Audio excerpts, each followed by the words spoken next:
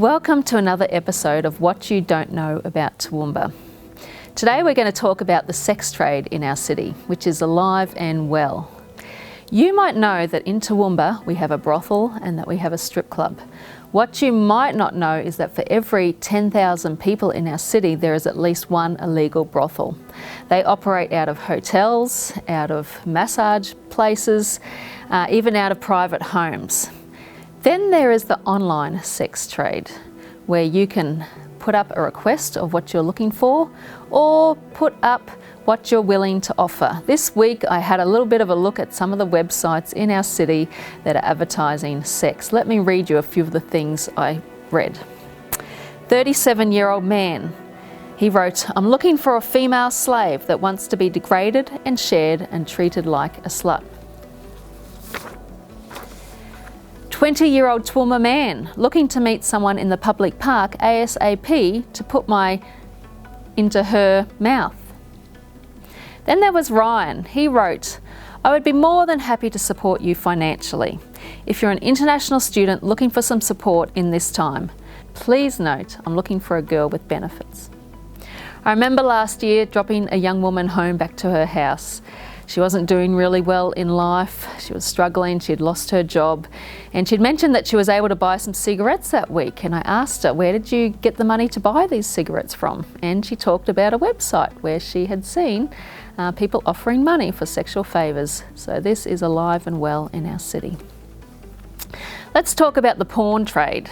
Again, this is a big worldwide issue, but very much at work in our city.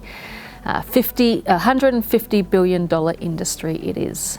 Again, this year I was driving a young woman home to her house and asked her to tell me about what was happening around pornography in her school. She said, "Tish, what is not happening?" She said, "Barely a day goes by where a boy doesn't send me a picture of his private parts."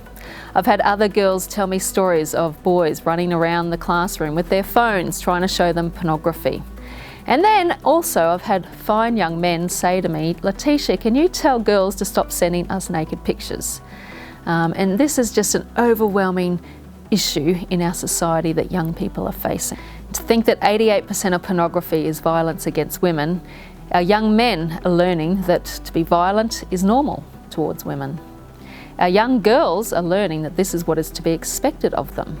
A few years ago, sitting at McDonald's with a 16-year-old girl, and she asked me, "Tish, is it normal for my boyfriend to pull my hair and hit me while we're having sex?"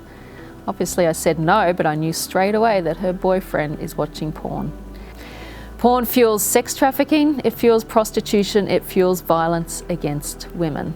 And this is why we started our City Free from Porn campaign several years ago. We wanted to highlight the harms of pornography. We wanted to bring to the surface of, if you're going to watch porn, this is what it will do to you. This is how it will shape your relationships and your future.